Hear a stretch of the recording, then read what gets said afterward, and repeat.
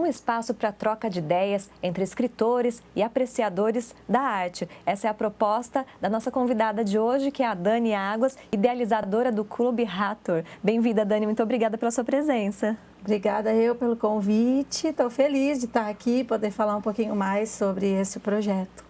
Então, a gente vai falar sobre esse clube que foi criado recentemente por você, né, aqui em São José do Rio Preto. O objetivo é reunir artistas, escritores, poetas e os apreciadores dessas artes também, é isso? É isso mesmo.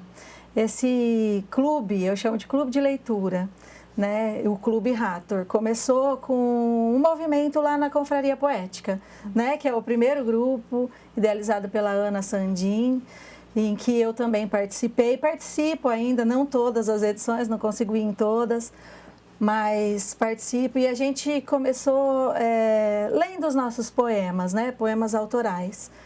E muitos de nós sentimos falta de falar sobre os textos, de falar sobre o processo criativo, sobre a nossa própria produção. Então, pensamos que poderia ter um lugar desse, né, em que a gente pudesse abrir uma roda e conversar sobre isso. Demoramos um pouco, a Priscila sempre punha pilha, né, a Priscila Tomdian, uma das participantes também do clube, o Sidney Olívio também era outro que sempre se mostrava interessado, Kleber, bom, a turma toda praticamente. São, assim, poetas de Rio Preto que participam dessa confraria, né? Isso, são os poetas de Rio Preto, alguns, né, porque existem provavelmente outros que ainda não chegaram até a confraria. Então, foi o primeiro grupo, né, as primeiras pessoas que se reuniram e começaram a sentir essa necessidade. E aí eu falei, bom, então vamos começar a fazer isso, né? Porque todo mundo falava, mas ninguém tinha tempo, tinha disponível, né, esse tempo para organizar isso. Eu falei, quer saber de uma coisa? Então vou eu, porque eu sou aquela que quer fazer tudo, né? Já resolve. Já faz tudo. Então eu falei, vamos fazer. E convidei a Priscila para a primeira, falei, vamos fazer. Ela falou, claro, estou amando a ideia. E aí fui chamando quem eu sabia que queria, né? Quando eu vi, eu já tinha a programação inteira para o ano todo. E fiquei super feliz, porque todos eles toparam na mesma hora. O Daniel, a Mari. Então foram pessoas que abraçaram muito rapidamente a ideia, né? E participaram, ainda vão participar. Então nós temos programação até alguns meses aí. Bom, você está falando alguns nomes aí, quem conhece, né? Quem trabalha aí no meio, é professor, te conhece esse pessoal. São pessoas de Rio Preto que escrevem, alguns são professores, trabalham aí formados em letras, né? Alguns têm outras profissões e se dedicam também à escrita e a esse debate sobre literatura, né? Isso. Então, o Clube Hathor foi criado para esse debate, essa troca de ideias, né? Como tem sido a experiência? Tem sido bem interessante, porque eu mesmo sou essa pessoa que faz várias coisas, né? Antes de eu organizar esse clube, eu estava voltando para a literatura, porque a minha formação é em letras, né? Eu fiz letras na Unesp, eu fiz mestrado em letras, estudei cinema, estudei literatura, e com a maternidade acabei me afastando, né? Dando uma pausa nessa área. E depois de uns anos eu voltei a estudar yoga, filosofia do yoga e prática do yoga. Então eu estava mergulhada nesse universo, né, da prática de yoga, da filosofia do yoga. Estudei muito a filosofia porque é o que eu gosto muito, né, e fiz muito prática, dava e dou ainda aula, mas hoje bem menos, de yoga. E aí eu voltei para a literatura com a confraria, por isso que eu tenho muito carinho em falar da confraria, e eu falo sempre que esse clube surgiu por causa da confraria poética. Se não houvesse a confraria, a Ana organizando tudo isso, não teria clube de leitura, Hathor, Clube Hathor. Então, inclusive o nome desse clube, o Hathor, né, veio de uma pesquisa minha que eu falei, eu queria uma representação mitológica, né? Que tivesse a mulher como representante também. E aí eu fui pesquisar, porque eu gosto da ideia da mitologia, né? Faz parte dos estudos da ficção, mas eu nunca consegui memorizar ou guardar a filosofia, a mitologia grega. Então, assim, é uma coisa muito louca, né? Então, quando eu comecei a estudar filosofia do yoga, que são várias também, eu fui me deparando com a mitologia indiana e com os deuses indianos, e eu fui gostando muito dessas representações, só que eu não achava nenhuma que tivesse relação com o vinho. Porque o clube foi também criado a partir deste ponto, né? Que foi uma ideia, é muita coisa, você tá vendo, né? Que eu vou devagando. Foram várias pessoas se reunindo para chegar nesse ponto aí, né? Tem a Kátia, que é a idealizadora dessa harmonização, porque o Clube Hathor tem a intenção de harmonizar arte e vinho, né? Então, foi por um convite dela que ela viu a confraria, gostou, vocês não querem fazer aqui e tal, não deu certo a confraria em específico, mas eu falei, então vamos fazer esse movimento.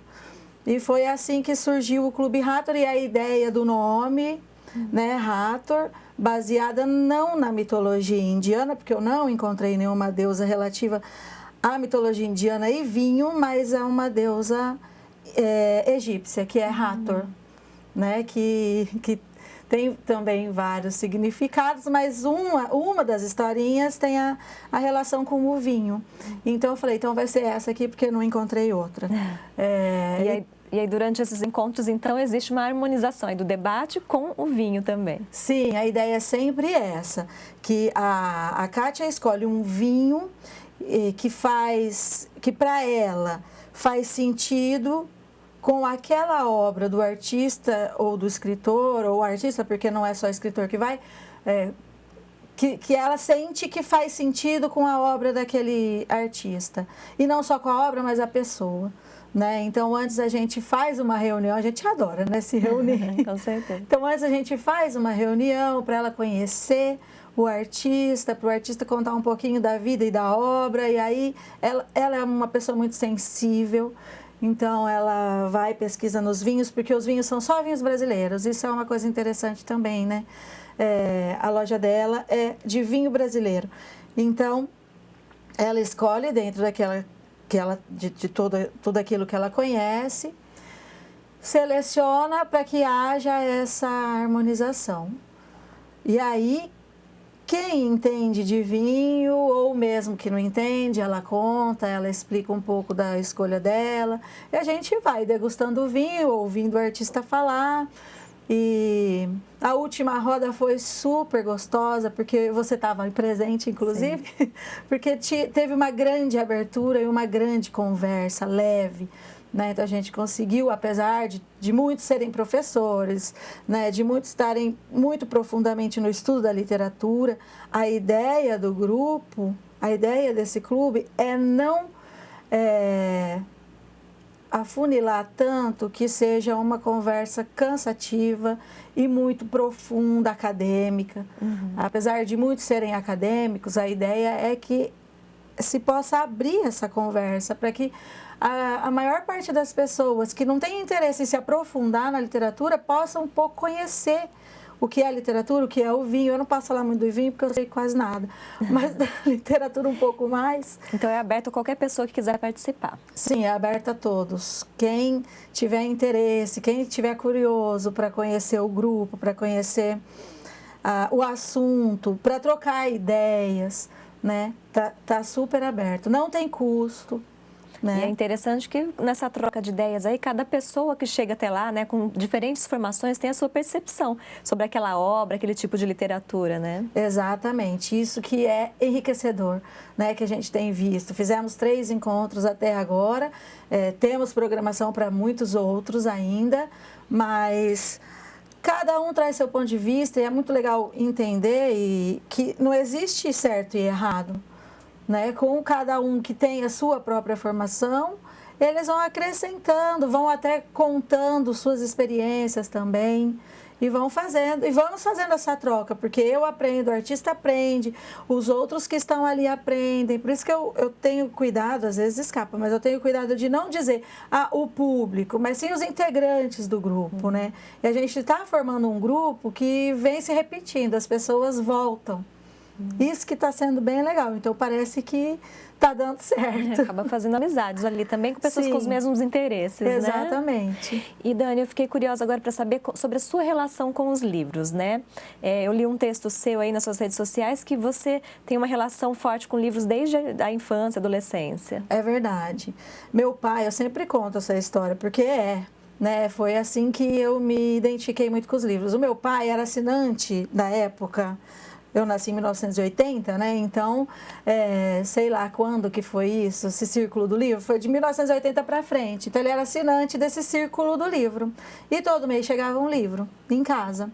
Então, o que era a decoração mais maravilhosa da minha casa era uma estante imensa de livro que meu pai tinha. Então, os livros sempre viveram, eu sempre vivia ao redor dos livros, né? E não eram livros de criança, mas eu lembro que eu ainda era criança. E eu não lia livro infantil quando eu era criança. Eu lia os livros que tinha por ali. Então, não necessariamente eu lia profundamente, mas eu estava em contato com aquele objeto, livro, né? Então, além do conteúdo, da história e tal, o livro é uma coisa muito importante para mim, né? A matéria, o objeto. Então, essa estante é a minha memória, assim, é a minha vida, né? Então, foi assim, a partir desse encontro que meu pai sempre trazia todo mês. E eu não me lembro dele falar de livro, ou mesmo dele abrir um livro e ler para mim, essas coisas não tinha na minha época, com a minha família, por exemplo. Não existia, minha mãe vai contar uma historinha para mim, sabe essas coisas que hoje em dia a gente vê tanto, que incentiva tanto, eu como professora também, né, que já dei aula desde os bebezinhos até adulto, sempre tem essas discussões agora. Na minha casa nunca teve essa questão de ler para mim, de contar a história para mim. Mas tinha disponível lá os livros? Sempre, os livros estavam sempre ali, então eu lia livros de adulto, criança, adolescente. Foi só na idade adulta que eu fui tomar mais contato com os livros infantis, virei contadora de histórias. E assim começou a minha... Mas não tinha restrições também, seu pai deixava lá liberado para você. Estava tudo liberado, mas não tinha nada que eu pudesse pegar que fosse... Sim, com certeza. Mas é importante a gente reforçar isso também, né? O incentivo dos pais da família, nem sempre os pais têm tempo mesmo para sentar com a criança para ler, mas deixar disponível ali os livros, né? Para a criança formar esse hábito. Isso eu acho interessante na minha educação, na minha formação, porque meus pais sempre foram pais, né? Que trabalharam, que tiveram a vida deles, eles nunca tiveram esse momento, não, vem aqui, vamos sentar, vamos ler, não era assim, o momento de reunião era mais nas horas de almoço, janta, e isso também não fez com que eu deixasse de ler, que eu gostasse de estar inteirada com os textos, com a literatura. Eu lembro que eu tinha uma lista de livros, eu tinha acho que talvez uns 14 anos, eu já tinha lido 100 livros. Aí eu tinha super orgulho daquela lista. Com certeza. E eu falei, meu Deus, onde foi parar aquilo? Joguei tudo fora. E eu escrevia muito também, então acho que eu não sei. Desde que eu aprendi a escrever, talvez com 6 ou 7 anos, eu me lembro de fazer os meus livrinhos, tinha caderno inteiro escrito, com histórias escritas. Joguei tudo fora. Que pena, Que pena mesmo. Mas com certeza, isso com certeza influenciou aí sua graduação, seu mestrado depois. Sim. Como que foi esse processo? Então, eu sei, outra coisa, eu sempre fui muito envolvida com arte, né? Então, eu sempre fui apaixonada por teatro. E na adolescência eu fiz teatro. Fui lá na Casa de Cultura, aqui em Rio Preto, entrei num grupo de teatro, fiz teatro. E eu sempre ia, sabe? Eu não pensava muito, não processava muito das coisas que existiam. Eu só estava lá fazendo, me divertindo, experimentando. E esse grupo de teatro foi muito interessante, porque a gente fez um espetáculo, Meu Boi Bumbá, alguma coisa assim. Era com Maurício Gomes, do teatro aqui de Rio Preto. E a gente participou no antigo festival de teatro, que não era internacional, ou era uma mostra de teatro, eu nem me lembro direito, mas era alguma coisa assim. E eu só sei que no fim tinha uma premiação, eu nem sabia que existia uma premiação, já que eu tinha uns 15 anos. Eu nem sabia que existia uma premiação. E eu ganhei o prêmio de melhor atriz revelação. Mas aquilo foi tão surpreendente, porque primeiro eu nem sabia que tinha prêmio. Nem sabia que estava concorrendo a alguma coisa. Só sei que no dia chegou o final da festa lá. Ai, você ganhou o prêmio de melhor atriz revelação. Porque o povo já sabia antes de divulgar. Eu falei, o quê? Mas eu nem sabia que tinha prêmio. Então, eu sempre tive muito envolvida com as artes. E tinha a Unesp, aqui tem até hoje, né? Em Rio Preto. E aí, então, nesse momento de escolher o que eu vou fazer, o que eu não vou fazer, eu falei, bom, eu acho, como eu sabia que eu não ia poder sair de Rio Preto por condições, né, financeiras, mesmo da família, falei, então acho que eu vou fazer letras, que é a coisa que mais tem a ver com aquilo que eu gosto. E eu prestei letras tradutor, bacharelado em letras. E entrei. Saí do terceiro ano, eu fiz meio ano de cursinho junto com o terceiro ano, saí do terceiro ano, passei em tradução e entrei em tradução e lá eu fui descobrir outro universo. Porque eu sempre li de tudo, de tudo. Literatura de, entre aspas, autoajuda, por exemplo, Paulo Coelho era um que eu lia pra caramba, né? E o povo tem um pouco de dificuldade, né?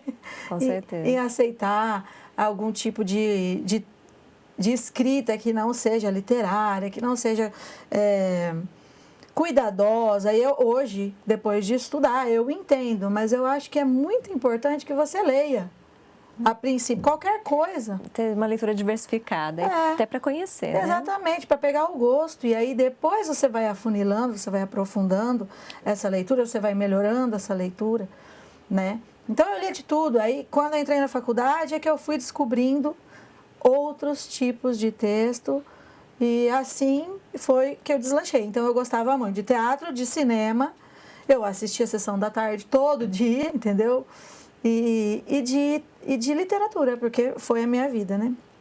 Então foi assim, depois na faculdade, que eu tomei um contato mais profundo com os estudos literários e me apaixonei ainda mais. Tinha tempo de ler também, né? Porque aí a gente cresce, a gente vira adulto, Sim, muito trabalho, difícil. fica mais difícil. E foi assim, aí na faculdade eu conheci o Antônio Manuel, o professor Antônio Manuel, que foi meu professor da turma toda, e ali a gente começou um grupo de estudo de cinema. Eram 4 alunos, eu era uma delas, e a gente fez iniciação científica, estudando literatura e cinema, fazendo uma comparação. E aí me formei, terminou minha graduação, logo eu já entrei no mestrado também com esse projeto, estudando Machado de Assis e cinema. Então, fazendo uma comparação entre A Causa Secreta, um conto do Machado de Assis, e um filme homônimo do Sérgio Bianchi. Então, esse foi, assim, por muito tempo, um estudo da minha vida, um estudo profundo da literatura e do cinema. E confesso que eu me apaixonei muito pelo cinema também, viu? Na época, estudei cinema muito. E interessante, né, essa comunicação entre as artes, né? Você acabou aí explorando várias artes que você gostava, com a literatura aí no meio. Eu até me lembrei nas suas falas aí, nós somos mais ou menos da mesma idade, você deve se lembrar também, nos anos 90 teve um festival de poesia encenada aqui em São José do Rio Preto, não sei se você chegou a participar. Nossa, desse não também. Me lembro. Não participei. E que tinha algumas poesias da época que a gente enviava e os colegas assim, encenavam também, tinha uma premiação no final, mas claro, como nós éramos amadores, né, não chegamos até a final. Mas é interessante, né, sempre Rio Preto tem um espaço, né, assim, para criação literária, né, tem alguns prêmios, alguns recursos aí que os escritores podem publicar, né, e aí eu queria falar das suas publicações também, que você trouxe até para a gente mostrar, você acabou entrando aí em algumas coletâneas. Sim, então, menina, você sabe que eu sempre escrevi, mas eu nunca tive essa ideia de publicar nada. Eu escrevia para mim, era meu e de verdade eu nunca pensei, né? Esse primeiro livro aqui, que é uma coletânea, Meu Corpo é uma Festa, do Tecer Juntas, que é um grupo terapêutico, né?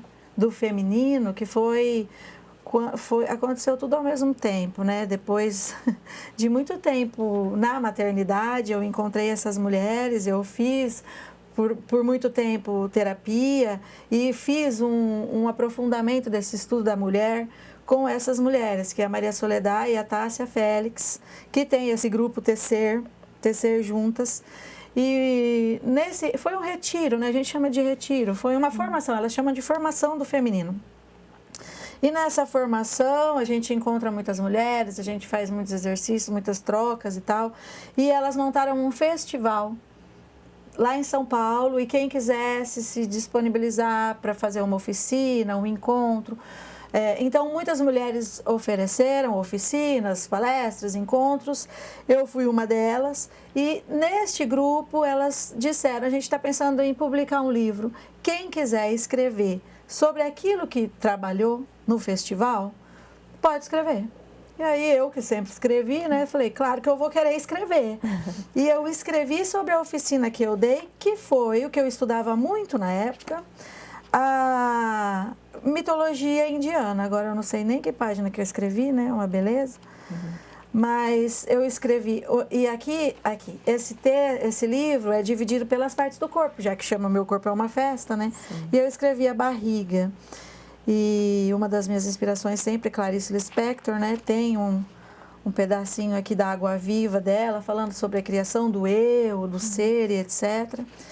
Então, tem este texto meu que vai falar um pouquinho das deusas Mahavidyas, de umas deusas indianas tântricas que poucas pessoas conhecem, né? E a partir dessa história, existe um exercício terapêutico para se fazer. Então, é uma mistura, né? Há pessoas que estudam literatura profundamente que não concordam muito com essa ideia, né? de misturar a terapia com literatura, mas se faz bem, não vejo por que não, né? Então, todos os textos têm essa relação nesse livro.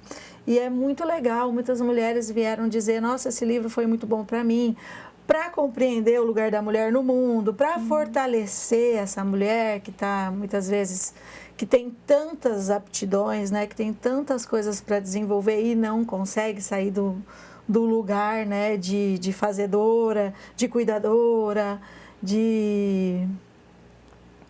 daquele lugar, né, que a gente conhece, né? Que a gente conhece. Esse livro tem disponível ainda para quem quiser? Esse livro tem na Bambual Editora, muito provavelmente ainda tem. Eu tenho pouquíssimas edições comigo também, mas acho que tenho 2. E é isso. E depois você participou também dessa coletânea. E depois de tanto a Priscila, que virou minha melhor amiga, de tanto a Priscila falar, não, você tem que publicar, você tem que publicar. E aí ela falou, Dani, a Patuá vai estar fazendo uma antologia, por que você não manda o seu texto?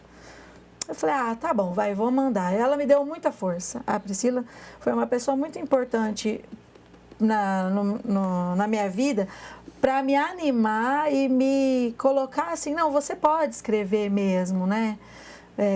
Mostra o que você tem, que vale a pena.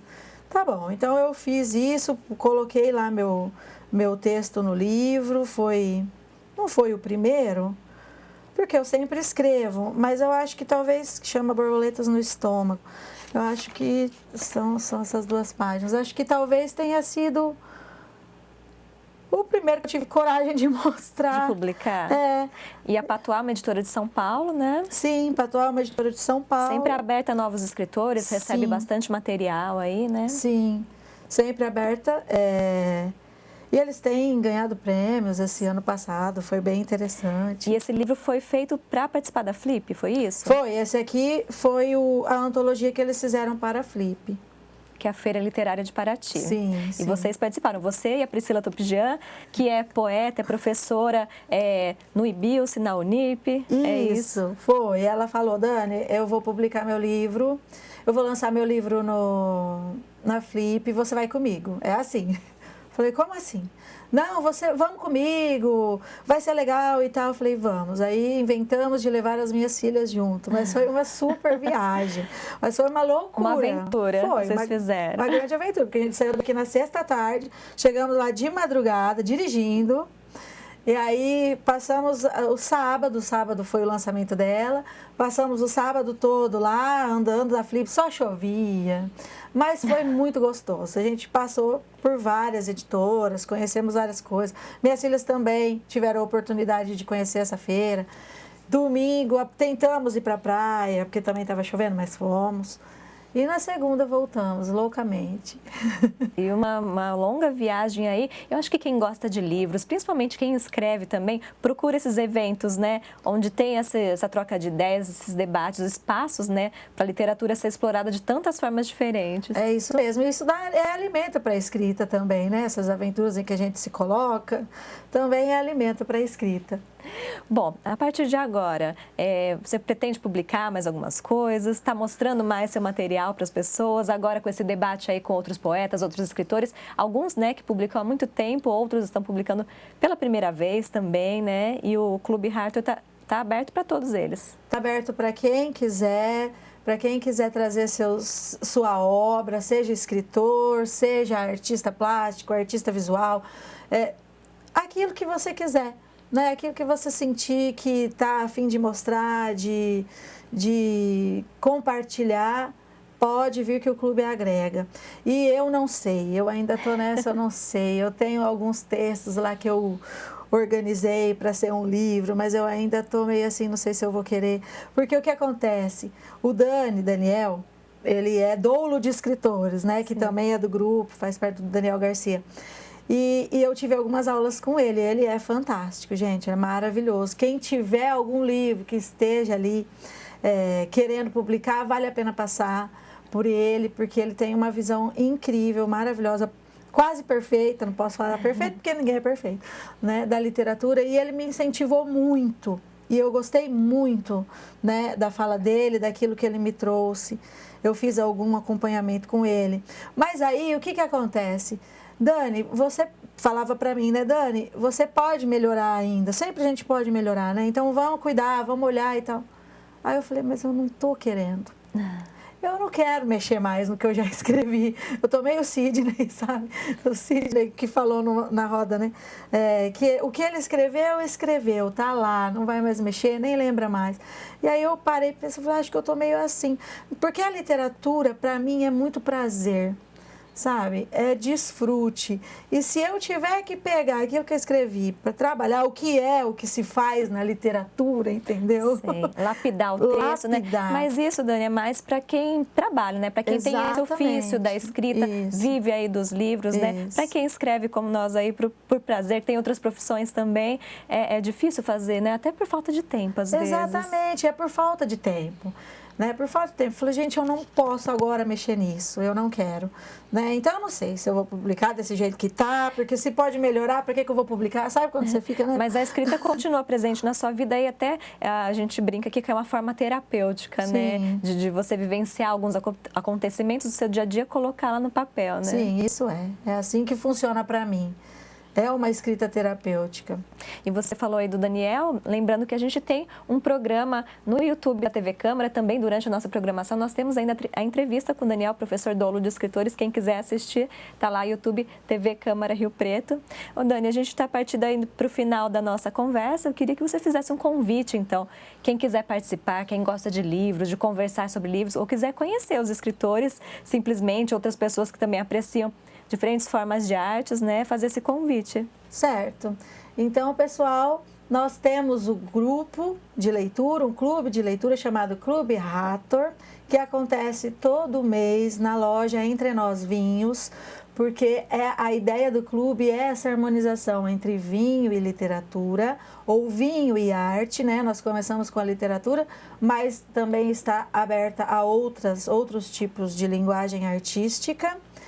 Então, convido a todos que quiserem conhecer, a todos que gostam como prazer, né, como desfrute de vinho e de arte, venham conhecer, participem da nossa roda, do nosso bate-papo, porque é sempre legal, porque sempre traz trocas e a gente acaba aprendendo, né? Então, o retorno que eu tenho tido das pessoas é esse mesmo, é um momento de prazer, de desfrute, tanto da arte quanto do vinho, e com trocas enriquecedoras. Então, por isso estamos todos muito felizes de que esse clube esteja acontecendo.